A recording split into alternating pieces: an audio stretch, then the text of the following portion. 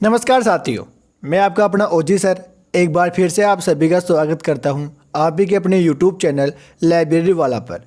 दोस्तों, जैसा कि आप सभी को पता है, अपन ने एक मुहिम चालू की थी जिसके अंदर बिहार लाइब्रेरी का पूरा कोर्स मैं आपको यूट्यूब पर बिल्कुल निःशुल्क कराऊंगा।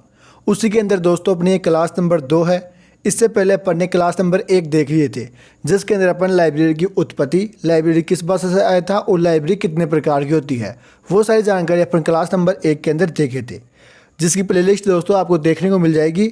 डिस्क्रिप्शन बॉक्स के अंदर आपको उसकी लिंक भी मिल जाएगी। आज की क्लास के अंदर दोस्तों अपन टाइप्स ऑफ लाइब्रेरी मॉडल देखेंगे और इससे जुड़ने वाले जितने भी क्वेश्चन है वो सारे आप लगा के देख लेना। एक भी क्वेश्चन दोस्तों आपका बाहर नहीं होगा। क्लास शुरू करने से पहले दोस्तों अपन ने एक और मुहिम चालू की है जिसके अंदर अपन रोज यूनिट वाइज PYQ देखेंगे। जितने भी PYQ ईयर क्वेश्चन है उन सबके रोज के 50-60% लेंगे और उनको अच्छी तरह से सोल्व करेंगे। इनकी भी दोस्तों प्लेलिस्ट में बना दिया हूँ और रोज़ की दोस्तों आपको एक क्लास मिलेगी, आप उसको देखना ना भूलें, उसको ज़रूर देखिए। अब दोस्तों आज क्लास शुरू करते हैं। उससे पहले मैं आपको एक सच्चाई बताऊंगा, शायद वो आपको बुरी भी लग सकती है वो बात, या आप दिल पर भी ले सकते हो। तो देखो क्या होता है दोस्तों, यूट्यूब पर हम इतनी मेहनत से इतना कंटेंट लेके आते हैं, उसके बावजूद भी ना तो कोई सब्सक्राइब करता है, ना कोई लाइक करता है, ना कोई शेयर करता है। और यहीं पर अगर मैं कोई लड़की होती, ऊपर के 2 बटन और अपना पिछवाड़ा हिला रही होती, तो मुझे लाखों मिलियंस के अंदर व्यूज, लाखों के अंदर सब्सक्राइब, लाखों के अंदर कमेंट मिल जाते, जबकि बोलना भी नहीं पड़ता मेरे को कि इसको लाइक करो, शेयर करो, सब्सक्राइब करो, वो ऑटोमेटिक हो जाती। तो ये अपने देश के युवाओं की हालत है कि कोई ये कंटेंट है ना, ये 30 मिनट की जो क्लास है इसके पीछे कम से कम भी 5 घंटे की मेहनत लगती है, तब जाके एक क्लास बनती है। लेकिन जो टाइम पास करते हैं वो वहाँ पर जाकर टाइम पास करते हैं, बाकी जो मेहनत करता है उसको कोई भी सपोर्ट नहीं करता। ये चीज़ मैंने पर्सनली अनुभव की है। बाकी आप समझदार हो, इतने सेकंड के अंदर ही आप समझ जाना मैं क्या बोलना चाहता हूँ। अब चलिए आज की क्लास देखते हैं कि टाइप्स ऑफ लाइब्रेरी मॉडल कितने प्रकार के होते हैं, वो क्या होते हैं। आज इसकी संपूर्ण जानकारी इस क्लास के अंदर देख लेंगे। देखो, पहला आता है कि फिजिकल लाइब्रेरी या भौतिक पुस्तकालय। ये वो पुस्तकालय होते हैं जिनके अंदर प्रिंट मीडिया में पुस्तकें, पत्रिकाओं, समाचार पत्रों व अन्य प्रकाशनों का संग्रह होता है। भौतिक पुस्तकालयों के अंदर दोस्तों अपन किसी भी चीज़ को हाथ में लेकर अगर स्पर्श कर लेते हैं तो वो पुस्तकालय कहलाएगा भौतिक पुस्तकालय, जिसके अंदर क्या पाया जाएगी कि प्रिंट मीडिया, पुस्तकें, पत्रिकाएं, समाचार पत्रों व अन्य प्रकाशनों का संग्रह होता है। उसके बाद में आता है इलेक्ट्रॉनिक लाइब्रेरी या डिजिटल लाइब्रेरी। दोस्तों डिजिटल लाइब्रेरी अपने पूरी तरह से लगती है, इसको जब अपना आगे जैसे जैसे अपन आगे बढ़ेंगे उसके बाद में डिजिटल लाइब्रेरी आपको पूरी पढ़ाई जाएगी। ये इसकी मतलब की स्थापना कब हुई, कहाँ पर है, उसका मुख्यालय कहाँ पर, ये संपूर्ण जानकारी आपको आगे बताई जाएगी। अभी देखो इलेक्ट्रॉनिक लाइब्रेरी क्या होती है, जिसको दूसरा नाम आता है डिजिटल लाइब्रेरी। पुस्तकालय जिसमें इलेक्ट्रॉनिक संसाधनों का संग्रह होता है, जैसे CD-ROM, DVD, पेन ड्राइव, ये सब क्या आती है, इलेक्ट्रॉनिक संसाधन। तो वो किस में आएंगे, वो आएंगे सर इलेक्ट्रॉनिक लाइब्रेरी के अंदर। दूसरा क्वेश्चन आता है दोस्तों, ये भी एक क्वेश्चन बन जाता है कि इलेक्ट्रॉनिक शब्द का अर्थ क्या है। तो इलेक्ट्रॉनिक शब्द का अर्थ होता है इलेक्ट्रॉनिक मीडिया। आपसे सीधा सीधा क्वेश्चन पूछ सकता है यहाँ पर कि इलेक्ट्रॉनिक शब्द का अर्थ क्या है, तो उस वक्त आप जवाब दोगे कि इलेक्ट्रॉनिक मीडिया होता है। और एक क्वेश्चन आपको ऐसे भी पूछ सकता है कि जो प्रिंट मीडिया, पुस्तकें, पत्रिकाएं और समाचार पत्र होते हैं वह किस प्रकार की पुस्तकालय के अंदर आएंगे। अगर आपको वहाँ पर स्कूल लाइब्रेरी दे रखा हो तो आप स्कूल लाइब्रेरी लगाएंगे, अगर स्कूल लाइब्रेरी ना हो तो उस वक्त लगाएंगे आप भौतिक पुस्तकालय। अब आगे देखो, जो इलेक्ट्रॉनिक लाइब्रेरी है ये सूचना प्रौद्योगिकी में निरंतर विकास करता है। ये तो सीधी सी बात है कि जो इलेक्ट्रॉनिक लाइब्रेरी रहेगा, डिजिटल लाइब्रेरी रहेगा, वो सूचना प्रौद्योगिकी के अंदर निरंतर विकास करता रहेगा। फिर आगे आता है डिजिटल लाइब्रेरी की सीमा क्या होती है। दोस्तों ये क्वेश्चन UGC के अंदर पूछा गया था। जो UGC NTA-NET की एग्ज़ाम होती है उसके अंदर दोस्तों ये क्वेश्चन पूछा गया था कि डिजिटल लाइब्रेरी की सीमा कितनी होती है, कहाँ तक होती है। तो दोस्तों डिजिटल लाइब्रेरी की सीमा परिचालन और राइट मैनेजमेंट तक होती है। आपको यहाँ पर 2 स्टार लगा लेने हैं और इसको अच्छी तरह से याद करना है।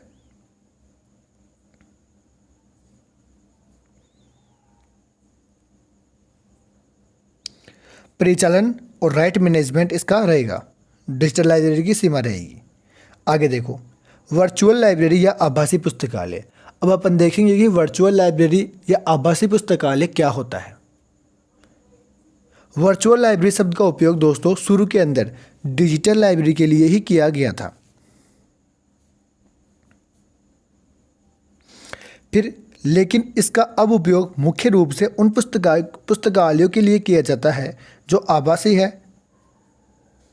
आभासी मतलब जिनको अपन स्क्रीन के माध्यम से देख पाते हैं, वो होते हैं आभासी पुस्तकालय। दोस्तों अगला क्वेश्चन आता है कि एक्सेस हेतु जो वर्चुअल लाइब्रेरी है उनके एक्सेस हेतु क्या किस चीज़ का उपयोग किया जाता है, तो हाइपर कार्ड का उपयोग किया जाता है। इतनी सी बात है, इसके अलावा कुछ भी नहीं है। फिर एक आती है हाइब्रिड लाइब्रेरी। दोस्तों हाइब्रिड लाइब्रेरी वो होती है जिसके अंदर प्रिंट के साथ साथ डिजिटल प्रारूप का संग्रह भी होता है। प्रिंट के मतलब जो जिसके अंदर ये देखो, जिसके अंदर भौतिक पुस्तकालय और डिजिटल लाइब्रेरी दोनों का मिश्रण एक जगह आएगा, वो आएगी हाइब्रिड लाइब्रेरी। फिजिकल लाइब्रेरी और डिजिटल पुस्तकालय जहाँ पर एक जगह पर होंगे तब अपन बोलेंगे कि वो हाइब्रिड लाइब्रेरी है। यहाँ तक सबको क्लियर होगा, मैं ऐसा मानता हूँ। फिर आगे आता है विकास शून्य पुस्तकालय। ये भी दोस्तों सीधा सीधा क्वेश्चन बनता है कि विकास शून्य पुस्तकालय क्या है। तो उस स्थिति के अंदर आप जवाब दोगे कि पुस्तकालय के अंदर पुस्तकों की आवश्यकता तो है लेकिन फिर भी पुस्तकें न खरीदना, वो कहलाएगा विकास शून्य पुस्तकालय।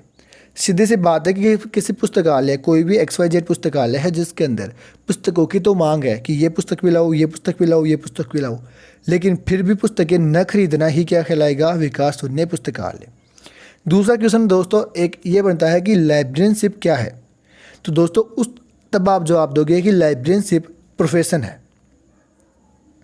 आगे देखो, अब आगे आता है कि मोबाइल लाइब्रेरी। मोबाइल लाइब्रेरी क्या है, इसकी संपूर्ण जानकारी अपन अब देखेंगे। दोस्तों मोबाइल लाइब्रेरी एक प्रकार का वाहन है जिसमें लाइब्रेरी के रूप में उपयोग करने हेतु डिज़ाइन किया गया है। दोस्तों जो मोबाइल लाइब्रेरी है इसके अंदर क्या होता है, मैं आपको सीधी सीधी भाषा के अंदर बताऊं। कोई भी अपनी गली होती है, कोई भी मोहल्ला होता है, कोई भी रोड होती है, कोई भी सड़क होती है, कोई भी शहर है, उसके अंदर एक गाड़ी ली जाती है, उसके ऊपर बुक रखी जाती है, उस गाड़ी के अंदर बुकें रखी जाती है और उस गली मोहल्ले के अंदर घुमाया जाता है ताकि जब लोग उन बुक को देखेंगे तो उनके अंदर पढ़ने की रुचि व्याप्त होगी और वो लाइब्रेरी के अंदर आएंगे। इसलिए ये मोबाइल लाइब्रेरी चालू की गई थी। यहाँ तक क्लियर। अब देखो आगे क्वेश्चन क्या बनता है कि विश्व में सर्वप्रथम मोबाइल लाइब्रेरी की शुरुआत किस देश से हुई। तब आप जवाब दोगे कि USA के अंदर, विश्व के अंदर सर्वप्रथम मोबाइल लाइब्रेरी की शुरुआत USA के अंदर हुई थी। वहीं पर क्वेश्चन पूछे कि भारत के अंदर सर्वप्रथम किस स्थान पर हुई, तब आप जवाब दोगे तमिलनाडु के अंदर। और तमिलनाडु के अंदर भी चालू करने वाला व्यक्ति कौन था, तब आप जवाब दोगे कानागसबाई के द्वारा चालू की गई थी। यहाँ तक क्लियर। मोबाइल लाइब्रेरी एक प्रकार का वाहन है। दूसरा, विश्व में किस देश से सर्वप्रथम शुरुआत की गई, तब जो आप दोगे USA के अंदर।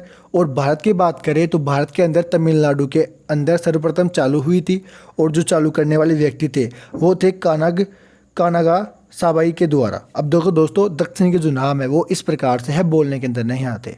जो अपने उत्तर साइड के जो नाम है वो तो बड़े ईजी है, रमेश, महेश, राहुल, रवि, लोकेश, कुछ भी, आशीष, दीपक, इस प्रकार से नाम है।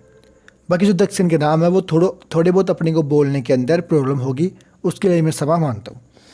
अब देखो दोस्तों, जो मोबाइल लाइब्रेरी है उनके अन्य नाम कौन कौन से आते हैं। पहला आता है बुक लाइब्रेरी, दूसरा आता है बुक वैगन, तीसरा आता है बुक ट्रक, चौथा आता है लाइब्रेरी वैगन और पांचवा आता है लाइब्रेरी ऑन व्हील्स। अब देखो दोस्तों, यहाँ पर एक क्वेश्चन हर बार पूछता है कि जो ये लाइब्रेरी ऑन व्हील्स है ये किसने दिया। लाइब्रेरी ऑन व्हील्स किसने दिया, तो देखो दोस्तों, ये SR रंगनाथन ने दिया था। ये आप इसके अंदर नहीं है, आप नोट कर लेना।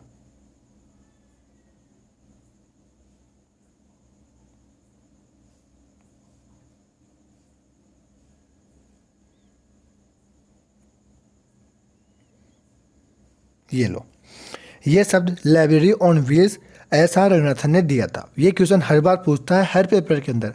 अगर आप 3 पेपर उठाओगे उसके अंदर से एक पेपर के अंदर आपको ये क्वेश्चन ज़रूर मिलेगा कि मोबाइल लाइब्रेरी को रंगनाथन ने क्या बोला, तो आप उस स्थिति के अंदर जवाब दोगे लाइब्रेरी ऑन व्हील्स बोला था। यहाँ तक सबको क्लियर होगा, मामला सभी को सेट हो चुका होगा। अब आगे आता है कि अंतर्राष्ट्रीय पुस्तकालय दिवस कब बनाया जाता है। ये क्वेश्चन बड़ा ही अच्छा है कि अंतर्राष्ट्रीय पुस्तकालय दिवस कब बनाया जाता है। तो अंतर्राष्ट्रीय की बात करें तो 8 सितंबर आ जाएगा। वहीं पर पूछे राष्ट्रीय पुस्तकालय दिवस कब बनाया जाता है। अंतर्राष्ट्रीय यानी विश्व के स्तर पर और राष्ट्रीय यानी भारत के अंदर कब बनाया जाता है, तो 14 नवंबर से ये पुस्तकालय दिवस है। अब देखो अगला आता है कि राष्ट्रीय पुस्तकालय किस सप्ताह के अंदर बनाया जाता है। तो यूएसए के अंदर अप्रैल के अंदर, और इंडिया की बात करते हैं तो नवंबर माह के अंदर बनाया जाता है। नवंबर माह के अंदर 14 से 20 नवंबर के बीच के अंदर यह सप्ताह बनाया जाता है। यहाँ तक सबको क्लियर हो जाएगा। अंतर्राष्ट्रीय पुस्तकालय दिवस 8 सितंबर को, राष्ट्रीय पुस्तकालय दिवस 14 नवंबर को, राष्ट्रीय पुस्तकालय सप्ताह है अप्रैल के अंदर, और भारत के अंदर है वो नवंबर माह के अंदर 14 से 20 नवंबर के बीच के अंदर राष्ट्रीय पुस्तकालय सप्ताह बनाया जाता है। इसके चाहे आप 4 स्टार लगा लेना। यहाँ से एक क्वेश्चन 101% पूछता है। मैं जब तक देखा हूँ पेपर उनके अंदर तो 1-2 क्वेश्चन यहाँ से पूछा गया था। और इसकी शुरुआत कहाँ से हुई थी, बस क्वेश्चन तो यहाँ तक ही पूछा जाता है। बाकी ये जो ये आगे की बात है ना, शुरुआत ये मैं लिखवा रहा हूँ अपने नोट्सों के अंदर से। यहाँ तक तो सब करवाते हैं कि इंडिया के अंदर पुस्तकालय सप्ताह कब बनाया जाता है। राष्ट्रीय पुस्तकालय सप्ताह 14 से 20 नवंबर तक बनाया जाता है, लेकिन इसके आगे कोई भी नहीं करवाता। लेकिन उसके आगे भी मैं करवा रहा हूँ क्योंकि मैं चाहता हूँ कि एक भी क्वेश्चन, एक भी लाइन आपको बाहर से ऐड नहीं करनी पड़े। जो आपके नोट्स है उसके अंदर ही आप और ऐड कर लोगे, लेकिन बाहर से आपको कोई भी ऐड करने की ज़रूरत नहीं पड़ेगी। सब कुछ मैं आपको करवा दूंगा, अलग अलग बुक से मैं करवा दूंगा। आप उसकी टेंशन बिल्कुल भी मत लेना, उसकी जिम्मेदारी मेरी है कि आपको मैं कंटेंट कहाँ से दूंगा, कैसे कराऊंगा, वो सब कुछ मैं कराऊंगा। बस आपका काम है कि जो मैं जितना आपको कंटेंट दूँ उसको अच्छी तरह से आप याद करके लेकर आ जाओ। आगे है, इसकी शुरुआत कब हुई थी राष्ट्रीय पुस्तकालय की, 14 से 20 नवंबर 1968 के अंदर। फिर आता है कि भारत में पुस्तकालय दिवस कब बनाया जाता है। तो दोस्तों भारत के अंदर पुस्तकालय दिवस 12 अगस्त को बनाया जाता है, क्योंकि भारत के अंदर पुस्तकालय विज्ञान के जो जनक है वो डॉक्टर एस आर रंगनाथन है, और डॉक्टर एस आर रंगनाथन का जन्म दिनांक 12 अगस्त को आता है। तो उसी दिन को अपन भारत में पुस्तकालय दिवस बनाना शुरू कर देते हैं। उनकी एक तारीख 8 भी आती है, वो उनके डॉक्यूमेंट्स की आती है, बाकी रियल इनकी 12 अगस्त थी। यहाँ तक के लिए सभी को।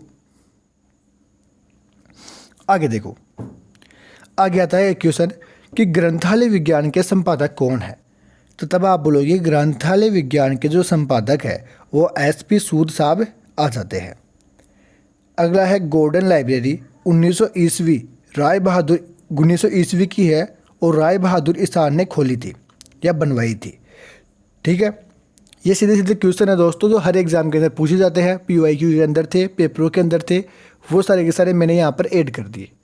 बाकी आपका काम है, मैं फिर से बोल रहा हूँ, अच्छी तरह से याद करना। ठीक है, अगला है पुस्तकालय को आत्माओं के अवसर का स्थान किसने कहा। तो वो थे अमीन मेसी मिस्र के राजा थे, जिन्होंने बोला कि पुस्तकालय को आत्माओं के अवसर का स्थान मिले। आगे आता कि ग्रंथालय वेद का अनुवाद किसने किया। तब आप बोलोगे SR रंगनाथन ने किया था। ग्रंथालय वेद का अनुवाद डॉक्टर SR रंगनाथन ने किया था। आगे आ जाता है सार्वजनिक पुस्तकालय संबंधित है। सार्वजनिक पुस्तकालय किससे संबंधित है। तो दोस्तों सार्वजनिक पुस्तकालय अपने सांस्कृतिक विभाग से आ जाता है। एक अपने आता है डेमोक्रेसी। डेमोक्रेसी का मतलब होता है लोकतांत्रिक। तो लोकतांत्रिक दोस्तों सार्वजनिक पुस्तकालय जो अपनी पब्लिक लाइब्रेरी है उन पुस्तकालयों की देन है। यहाँ तक क्लियर। कोई डाउट? अगर कोई डाउट होता है तो आप वीडियो पॉज कीजिए और हैंड टू हैंड कमेंट के अंदर लिख दीजिए, ताकि जब मैं आपका कमेंट देखूँ तो उसका सॉल्यूशन भी कर सकूँ। ठीक है, आगे देखो, अब कुछ महत्वपूर्ण प्रकाशन है जिनके बारे में अपने को जानना है, और यहाँ से भी एक क्वेश्चन बनता है, और क्वेश्चन बना हुआ है तभी मैं इन कंटेंट के अंदर ऐड किया हूँ। तो महत्वपूर्ण प्रकाशन कुछ इस प्रकार से है। देखो, public library service a guide to elevation and minimum standard. ये कथन, ये प्रकाशन कौन करता है? तो ये प्रकाशन अपने ALA करता है। अब आप बोलोगे कि सर ALA क्या होता है? ये होता है अमेरिका लाइब्रेरी एसोसिएशन, जिसकी स्थापना 1876 के अंदर हुई थी। ये भी आपके सिलेबस के अंदर है। जिसे जिसे अपन में बताया आगे चलेंगे उस हिसाब से मैं दोस्तों आपको इनको संपूर्ण डिटेल से कराऊंगा। इसके 8 सेक्शन है, ये कौन कौन सा अवार्ड देता है, कौन कौन से प्रकाशन करता है, कौन कौन से जर्नल प्रकाशन करता है, ये सब कुछ जानकारी दोस्तों मेरे पास इकट्ठा है। ये सब कुछ मैं आपको करवाऊंगा, बस आप धैर्य बनाए रखिए और इस चैनल से जुड़े रहिए, ठीक है। फिर आता है world guide to library school and training centre in documentation. ये किसका प्रकाशन है? तो दोस्तों ये अपने यूनेस्को का है। यूनेस्को भी दोस्तों मैं आपको पूरा करवाऊंगा। इसकी स्थापना पेरिस के अंदर हुई थी, वो सब कुछ जानकारी है। 1945 के अंदर एंजुले इसकी प्रथम अध्यक्ष थी, महिला अध्यक्ष थी। वो सारी जानकारी दोस्तों मैं इन वीडियो के अंदर बताऊंगा। बस आप, मैं बताया फिर बोल रहा हूँ, धैर्य बनाए रखो। 1981 से ये प्रकाशन चालू करता है। दूसरा आता है इंडियन लाइब्रेरी मैनिफेस्टो। ये अपने डॉक्टर SR रंगनाथन 1990 से चालू रखते हैं, ठीक है। अब देखो याद करने वाली बात कुछ आपको इस प्रकार से है। आपको याद किस प्रकार से करना है? देखो यूनेस्को है ना, जैसे आप आगे पढ़ोगे तो यूनेस्को के अंदर आप ये पढ़ोगे कि यूनेस्को सबसे लीडर होता है। लीडर तो वैसे ALA होता है, लेकिन यूनेस्को विश्व के अंदर जितने भी, पूरे विश्व के अंदर जितने भी धरोहर है, कोई ऐतिहासिक स्मारक है, उनको मान्यता देता है और उनको बताता है कि जो टूरिस्ट होते हैं उनको बताता है कि इस देश के अंदर ये चीज़ है देखने लायक। जैसे अमेरिका से कोई नागरिक आते हैं, कोई टूरिस्ट आते हैं अपने भारत के अंदर, तो ये बात उनको थोड़ी पता है कि भारत के अंदर जयपुर है, जयपुर के अंदर आमेरगढ़ है, राजस्थान है, राजस्थान के अंदर थार का मरुस्थल है। उनको बताने का काम कौन करता है? उनको बताने का काम करता है अपने यूनेस्को। तो जब आप यहाँ पर पढ़ो world guide to library school and training centre, जब वर्ल्ड गाइड की बात कर रहा है तो मैंने बताया वर्ल्ड गाइड की बात करता है अपने यूनेस्को, तो ये तो आप यहाँ से कर दोगे। दूसरा है public library service a guide to elevation and minimum standard. ये अपने ALA करता है। इसको तो आप 2-3 बार पढ़ोगे तो आपको याद हो जाएगा। फिर अपने इंडिया के अंदर लाइब्रेरी मैनिफेस्टो है, वो रंगनाथन करते हैं 1990 के अंदर। अगला पॉइंट है the coming of post industrial society. ये किसने किया प्रकाशन? तब आप बोलोगे डेनियल बेल। अब आप इसको किस प्रकार से याद रखोगे? मैंने किस प्रकार से रखा मैं बताता हूँ। मैंने ऐसा रखा था कि अब जो इंडस्ट्री है ना बिकम इंडस्ट्री सोसाइटी है ना, उसके अंदर भी बेल आने लग गए। इंडस्ट्रियल सोसाइटी के अंदर भी बेल आने लग गए, तो इस प्रकार से मैंने याद किया था। अब जब भी आपके सामने ये इंडस्ट्रियल सोसाइटी दिखेगा तो आप इसको बेल लगा दोगे। यहाँ तक क्लियर?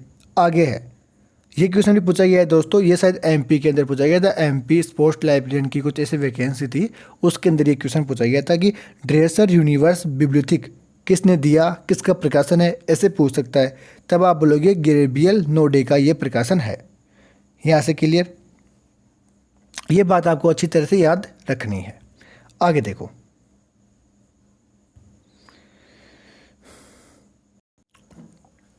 अब कुछ महत्वपूर्ण कथन है वो भी एग्जाम के अंदर पूछे जाते हैं। महत्वपूर्ण कथन क्या है कि पुस्तकालय हमारी संस्कृति परिपक्वता का उत्पाद है। ये बात किसने बोली थी? ये क्वेश्चन पूछता है कि पुस्तकालय हमारी संस्कृति परिपक्वता का उत्पाद है। ये बात बोली JH सेरा ने। इसको याद कैसे रखोगे? याद आप इसको कुछ इस प्रकार से रखोगे कि हमारी संस्कृति को अगर परिपक्व रखना है ना तो शेर को बुलाना पड़ेगा। अगर शेर नहीं होगा ना तो हमारी संस्कृति भी नहीं बचेगी। तो जब भी आपको ये संस्कृति और परिपक्वता दिखे तब आप लगाओगे JH सेरा, ठीक है। यहाँ तक क्लियर कि हमारी संस्कृति को अगर परिपक्व रखना है, अच्छा रखना है, सही रखनी है हमारी संस्कृति को, तो अपने को किसको बुलाना पड़ेगा? शेर को। अगला कथन है सार्वजनिक पुस्तकालय हमारी सेवाएं मुफ्त होनी चाहिए, फ्रांसिस बेकन। अब आपको तो ये तो देखो मैंने 2-3 बार पढ़ा तो ये मेरे दिमाग में अटक गया था। आपको भी 2-3 बार पढ़ोगे तो ऑटोमेटिक आप याद कर लोगे। जब इसका क्वेश्चन 2-3 बार आपके सामने आएगा ना, देखो कुछ चीज़ होती है अपने को पढ़ने से याद होती है और कुछ चीज़ ऐसी होती है जिनका अपन क्वेश्चन लगाते हैं ना तब अपने को याद होती है। तो क्वेश्चन की भी आप चिंता मत कीजिए। क्वेश्चन के लिए मैंने ये चालू कर रखा है ये टेस्ट सीरीज़। टेस्ट सीरीज़ क्या है? ये रोज़ के 50% में करवाऊंगा आपको यूनिट वाइज PYQ। तो इसके लिए भी आप चैनल को सब्सक्राइब करना, इसकी प्लेलिस्ट आपको देखने को ज़रूर मिल जाएगी, घबराइए मत। अब देखो अपन कहाँ पढ़ते, हाँ यहाँ पढ़ते। अब दूसरा आता है अपने, अगला कथन आता है यूनेस्को पब्लिक लाइब्रेरी मैनिफेस्टो। ये कब आया, ये याद रखनी है आपको। यूनेस्को पब्लिक लाइब्रेरी मैनिफेस्टो 49-72-94 के अंदर आया था। सीधी सीधी बात है, सीधी सीधी आपको याद रखनी है। 49-72-94, 49-72-94। क्वेश्चन ऐसे बनता है कि यूनेस्को पब्लिक लाइब्रेरी मैनिफेस्टो सर्वप्रथम कब आया, तब आप बोलोगे 1949 के अंदर आया था। दूसरा आता है 72, फिर आता है तीसरी बार 94 के अंदर। 49-72-94 ऐसे आप 3 बार बोलोगे, 4 बार बोलोगे, 5 बार बोलोगे तो आपको याद हो जाएगा। आंखें बंद करो, एक बार आंखें बंद करो और मेरे साथ बोलो कि यूनेस्को पब्लिक लाइब्रेरी मैनिफेस्टो कब आया, 49-72-94 के अंदर। 49, आंखें बंद करके बोलो मेरे साथ, 49-72-94 के अंदर यूनेस्को पब्लिक लाइब्रेरी मैनिफेस्टो आया था। आगे देखो, मास्टर मोतीलाल सिंघवी कौन थे। ये क्वेश्चन हर बार आता है, हर बार नहीं आए तो भी अपने को याद होना चाहिए, अपने को पता रहना चाहिए, क्योंकि अपन लाइब्रेरी साइंस की तैयारी कर रहे हैं। जिस क्षेत्र की अपन तैयारी कर रहे हैं उसका तो कम से कम अपने को पता रहे। तो मास्टर मोतीलाल सिंघवी वो व्यक्ति थे दोस्तों जिन्होंने अपनी निजी पुस्तकों को सेवा के तहत घर घर मुफ्त पुस्तक सेवा प्रदान करने वाले व्यक्ति थे। मतलब कि जो उनकी निजी पुस्तकें थी उनको घर घर के अंदर जाकर बांटने लग गए थे कि आप पढ़ो, बस मैं आपको किताबें दे रहा हूँ, आपको कोई शुल्क नहीं देना, जबकि वो उनकी निजी पुस्तकें थी। तो वो व्यक्ति थे मास्टर मोतीलाल सिंघवी। ठीक है, आगे है। अब आगे आज का टॉपिक दोस्तों यहीं पर ही ख़त्म हो गया। आगे आपको क्या करना है, कल का टॉपिक रहेगा अपना historical development of library in India. कल से अपने जो पुरानी लाइब्रेरी थी, प्राचीन काल में लाइब्रेरी थी, मध्य भारत में कौन सी लाइब्रेरी थी और आधुनिक भारत में कौन सी लाइब्रेरी थी, उन सभी लाइब्रेरियों का अपन कल से चालू कर देंगे। तो इस चैनल को आपको क्या करना है, सब्सक्राइब करना है। उसके बाद में क्या करना है, अपने दोस्तों को बताना है, जितने भी आपके ग्रुप है, सहेली है, आपकी कोई गर्लफ्रेंड है, उनको भी शेयर कर देना है। अब दोस्तों आज के क्वेश्चन आपके लिए है। अगर आप क्लास यहाँ तक देख रहे हो तो इनके क्वेश्चन आप आंसर कमेंट बॉक्स में बताना। मैंने कल भी पूछे थे आपको क्वेश्चन, लेकिन मेरा ये दुर्भाग्य है कि कोई भी व्यक्ति मुझे उनका आंसर नहीं बताया। क्वेश्चन है, राष्ट्रीय पुस्तकालय दिवस कब मनाया जाता है, लाइब्रेरी ऑन व्हील्स किसने बोला था और ग्रंथालय विज्ञान के संपादक कौन है। इन तीनों के आंसर आपको मुझे कमेंट बॉक्स में बताकर जाना है। ठीक है दोस्तों, धन्यवाद। फिर मिलते हैं अपन अगली क्लास के अंदर। और जब आप अगली क्लास के अंदर आओ तो इन सारे कंटेंट को अच्छी तरह से दिमाग के अंदर उतार लेना।